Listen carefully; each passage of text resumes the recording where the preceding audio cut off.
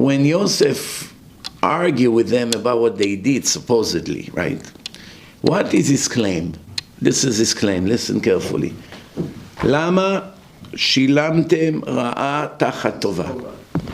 Yosef doesn't say, why you dare to steal from me? What kind of people you are? You thieves? Are you thieves? No, that's not what he says. He doesn't talk about stealing.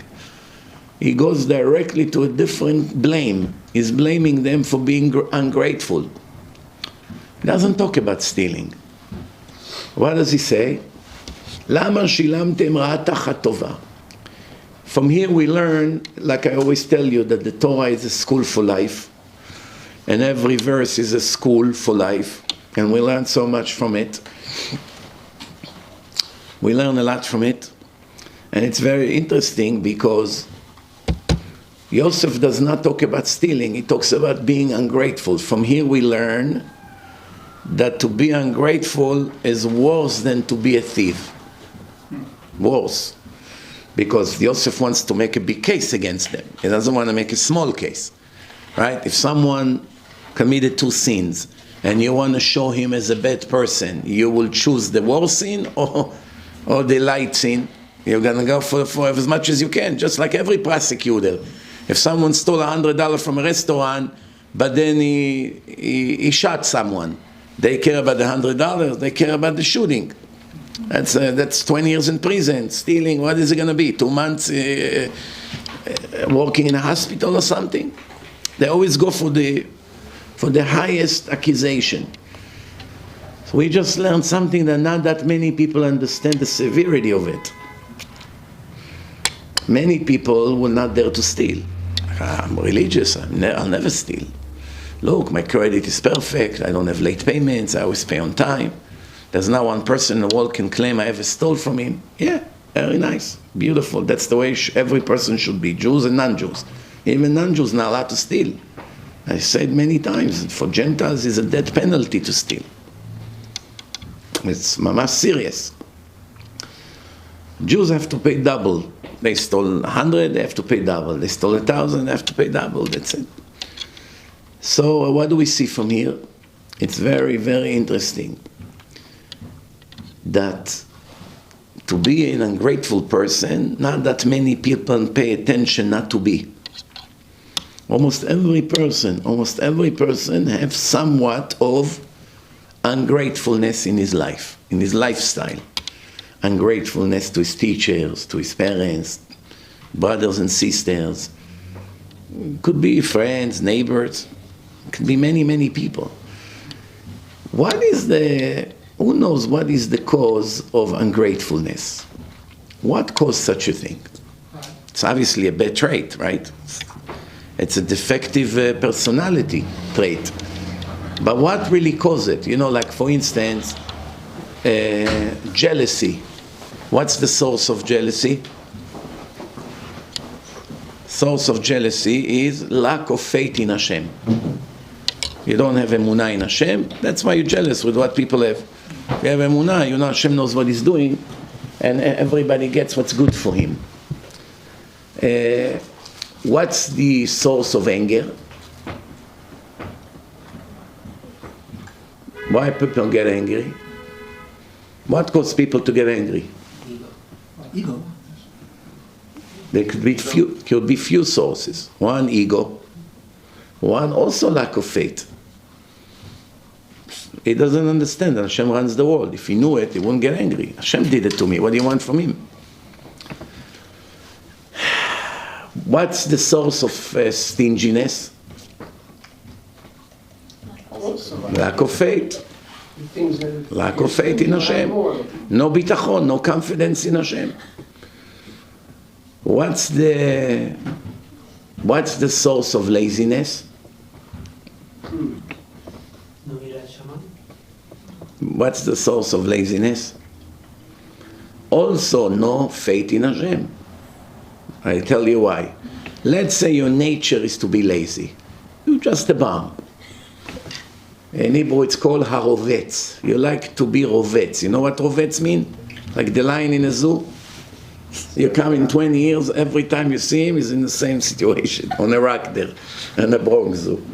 His wife runs, take care of business. He's always like that. Once in a blue moon, he gets up, slowly, walk 5 steps, look around, and lay down again. I know people like this. Let them just lay down all day in bed with their laptop or their big screen. Some people have screens size of a refrigerator. So, what's the source of laziness? Who knows? Lack of faith. Why? Because when your nature is to be lazy, you now want to make yourself a cup of tea. You look at this at the kitchen, it's 20 steps. You're calculating, wow, I have to get up, move the blanket, get up, walk 20 steps, then walk back 20 steps, stand 2 minutes to boil the water. This whole thing will take me 5 minutes. I rather lay down. So he waits 3 hours until his wife come back. As soon as she walks in, where have you been? Why do you care? Well, I'm waiting for you for 3 hours already. Since when are you waiting for me? Okay, forget it. Okay, if you're already in the kitchen, do you mind making me a cup of tea? He doesn't tell her that for 3 hours he's fighting with himself. He couldn't get up to do it himself. But let me ask you a question. If there would be someone in the house that said to him, get up and make yourself tea. He said, no, I'm too lazy for it. So I'll give you $200, do it. What would happen? Oh, it's going to run. He'll get up. It will be very light. Get up. Jumping to the kitchen, whistling, singing. The process of making himself tea would not be so hard as it was 5 minutes ago, before he was promised $200. So we see that the actual job is not the problem. It's what's in your head. If you don't have faith in Hashem, you believe you work for nothing. Your nature is not to do anything, unless you're getting a major reward. So if there's no reward, you don't want to move. You're not going to do anything. You're selfish, you don't care about anyone, you only want to lay down. But once someone motivates you by giving you $1,000, you get up and you move. And once you do it, you're not suffering. What happened? The reward eliminates the suffering of the laziness. So you see what's the source of laziness? Lack of faith. Because if you believe Hashem when He said that for every little thing you get a huge reward, you will never be lazy. So laziness is because I do not want to work for free. That's what's in your mind. But when I assure you, you don't work for free, I give you an example what I'm talking about. 20-something years ago, I moved to my house where I live today. So we had furnitures, mattresses, wall unit, tables, chairs, moving, personal clothes. So there was one religious Jew in Monsey, Alav Shalom, he passed away about 10 years ago. He had a moving company. Who worked in moving company? It was 5 Spanish people from the Bronx, from around Monsey, they lived there. Most people, when they order a company to give them a service, they pay in the end, plus they give the tip in the end, if they give a tip. Some people have no shame. They don't give tip to the workers. And that caused a big Chilul Hashem. Big Chilul Hashem. So what happened? I decided to be smarter than the average people. I said, what is the point if I'm going to give them the tip in the end of the job? Right now, they are worried if they get a tip or not. They won't be motivated to work hard. Let me be smart. As soon as they arrive, I will already tell them how much I'm going to give them the tip in advance. That will give them great motivation. So when they came, I say, ¿Cómo estás, amigos? Señor. I said, do a good job. Back then it was a lot of money. Each one of you will get $50 tip. Their eyes came out. All day they work like real slave. Don't make $100 back then. How much you think a person would make those days? $12 an hour. 21 years ago. $50 tip. Plus I showed them a case of beer. Cerveza, amigo. I put now in the fridge. They saw the beer, like they won the lottery. You had to see how they work. You never saw in your life such ambition. Why I remember that? One time when they brought in a big unit, a closet, they asked me where. I said, upstairs. They brought it all the way up, and it was heavy, 4 guys taking it up the stairs.